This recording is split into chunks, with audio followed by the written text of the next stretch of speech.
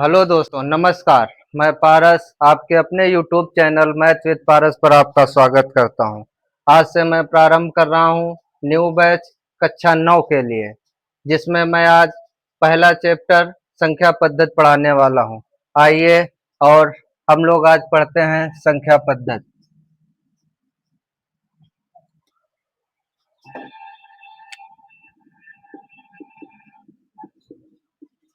संख्या पद्धति आपने छोटी क्लासों में पढ़ा होगा। कक्षा 6, 7, 8 में संख्या पद्धति एक रेखा होती है। ये यहाँ पर बीच में जीरो और इधर आपकी प्लस की संख्याएं चलती हैं और इधर माइनस की संख्याएं, जैसे 1, 2, 3 और इधर -1, -2 और -3। इन संख्याओं के बीच में भी कुछ संख्याएं होती हैं जिन्हें हम परिमेय संख्याएं कहते हैं। जैसे एक के बाद 1.1, 1.2, 1.3 ऐसे ही होती चली जाती हैं। या आप कह सकते हैं 1/2। समझ रहे हैं? ऐसे ही 1/2 बीच में होता है 1/3। यही यहाँ पर 1/3 बीच में होता है। ऐसे ही संख्या ये होती चली जाती है। आज हम लोग इसी बेस पे पहली प्रश्नावली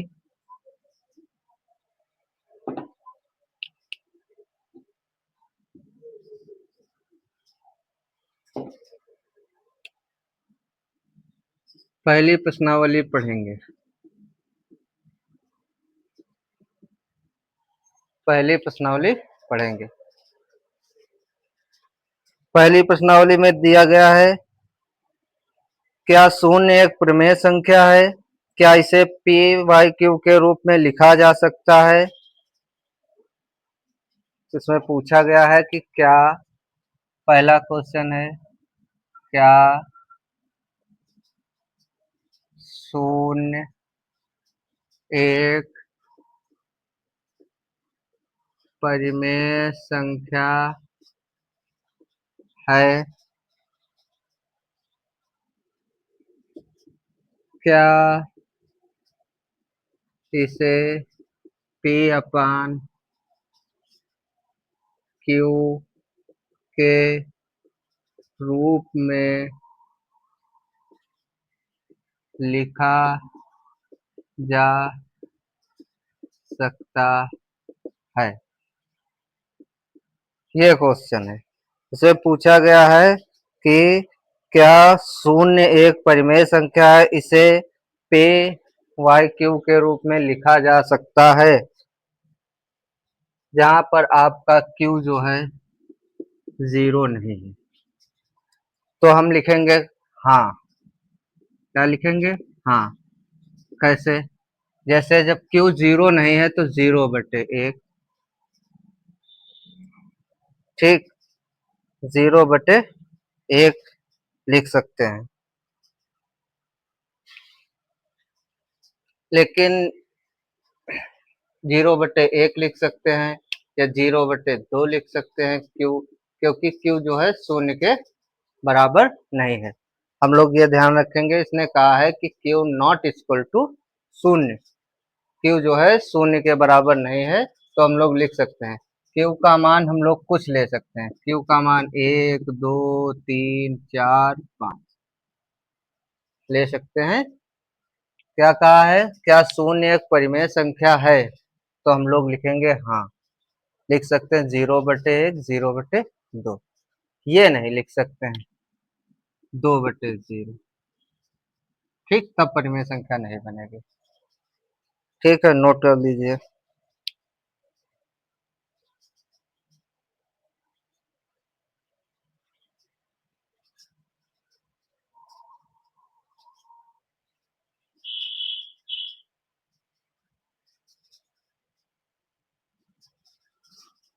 आगे चलते हैं।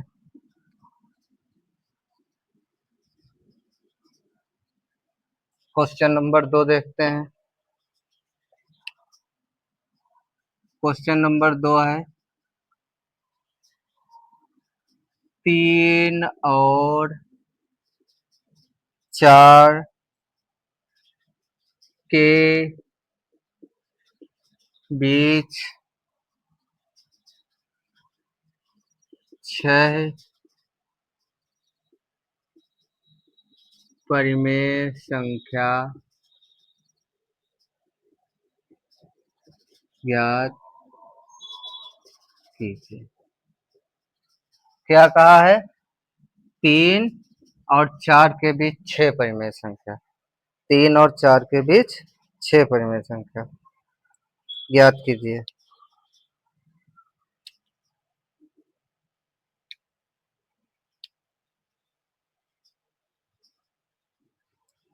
देखते हैं।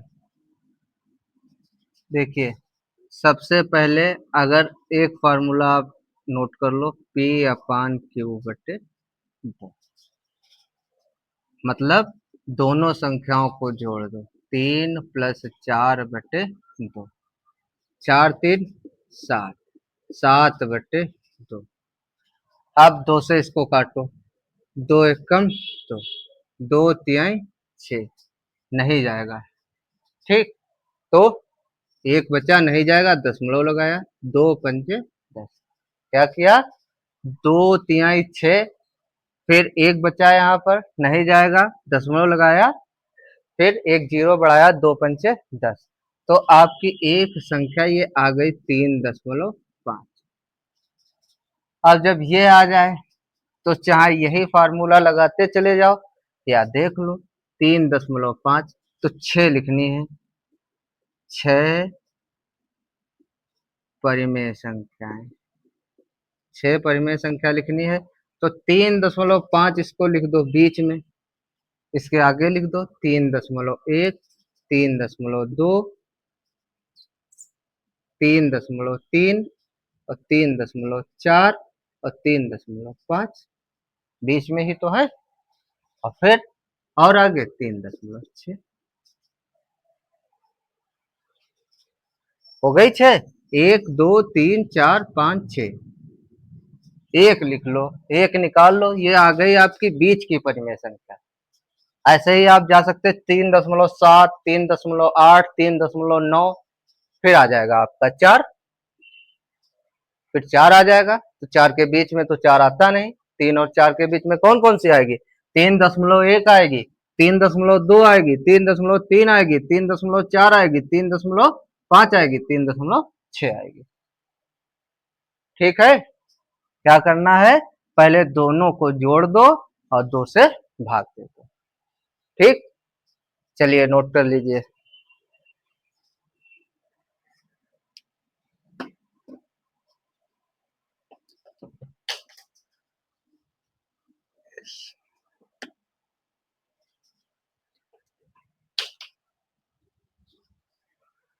चलिए आगे देखते हैं।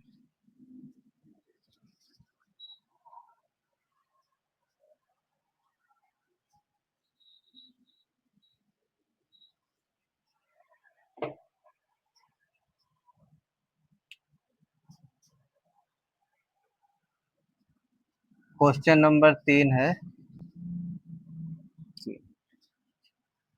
3/5 और 4/5, 4/5 के बीच के बीच की परिमेय संख्या ज्ञात करनी है। ठीक है, चलिए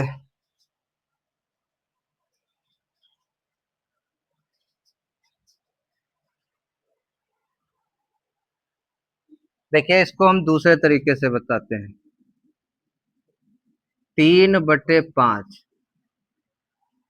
इसको डिवाइड करो, नहीं जाएगा, दशमलव लगाओ, जीरो बढ़ाओगे 30 हो जाएगा, 5 6 का 30, कितना आ गया? 0.6।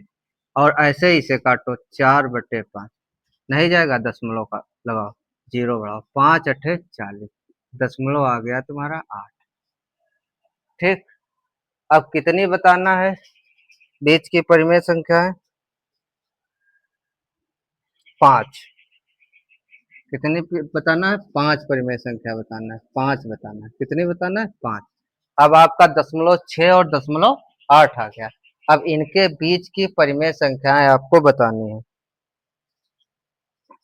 अब देखिए 0.6 से हम लिख सकते हैं, 0.6 से 0.61, 0.62, 0.63, 0.64, 0.65, 0.66। 1 2 3 4 5 6 हो गई, ज्यादा हो गई।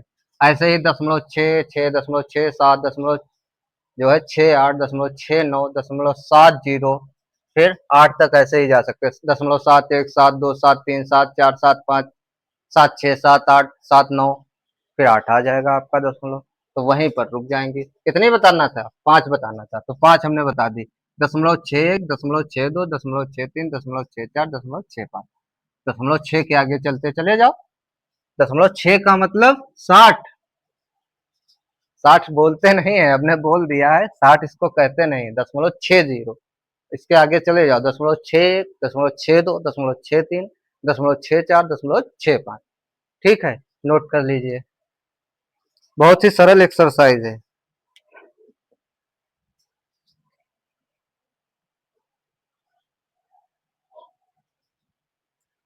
अब आगे चलते हैं क्वेश्चन नंबर 4 पे। क्वेश्चन नंबर 4 पे 3 4 पॉइंट दिए हैं, उसमें सत्य सत्य बताना है। बस हम पॉइंट लिखे दे रहे हैं सीधे।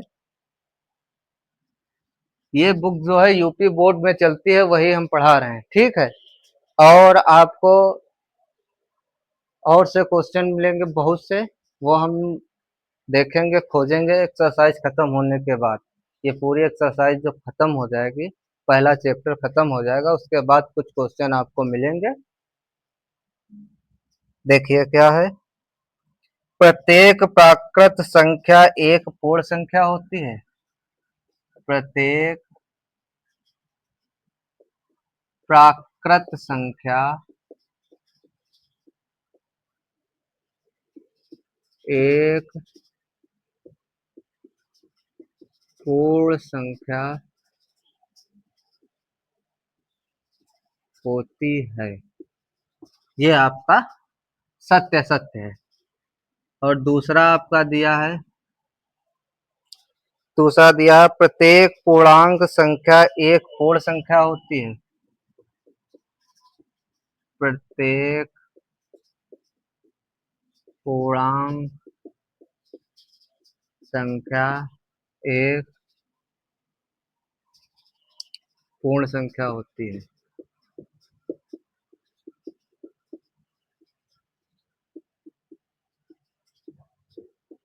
तीसरा है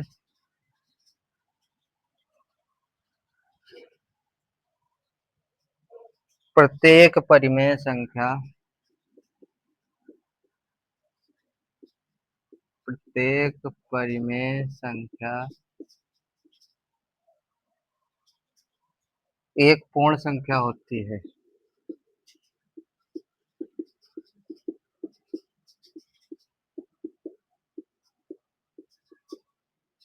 देखिए पहला है प्रत्येक, प्रत्येक प्रकृत संख्या एक पूर्ण संख्या होती है।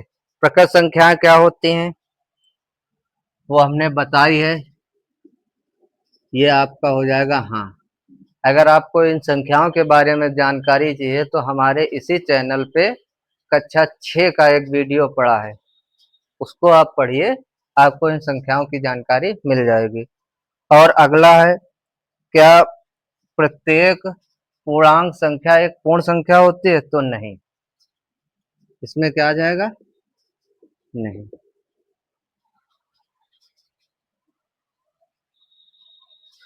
और जो है अगला दिया है प्रत्येक परिमेय संख्या एक पूर्ण संख्या होती है? नहीं।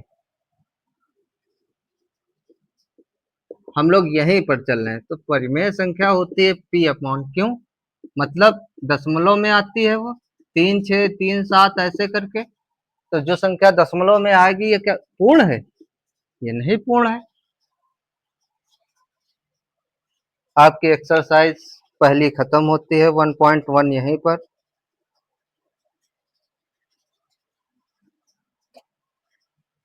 आज हमने पढ़ा है परिमेय संख्याओं के बीच की संख्याएं। अगर आपको परिमेय संख्याएं सीखनी है तो कक्षा 8 का वीडियो पढ़ा है, उसमें लिखा है, सब बताया गया है। कक्षा 6, 7, 8 के वीडियो पढ़े हैं, आप देख सकते हैं। आपकी प्रश्नावली 1.1 हो गई है।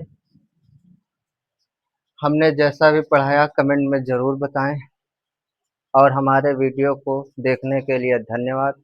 चैनल को सब्सक्राइब करना ना भूलें, शेयर करें, लाइक करें। धन्यवाद, नमस्कार।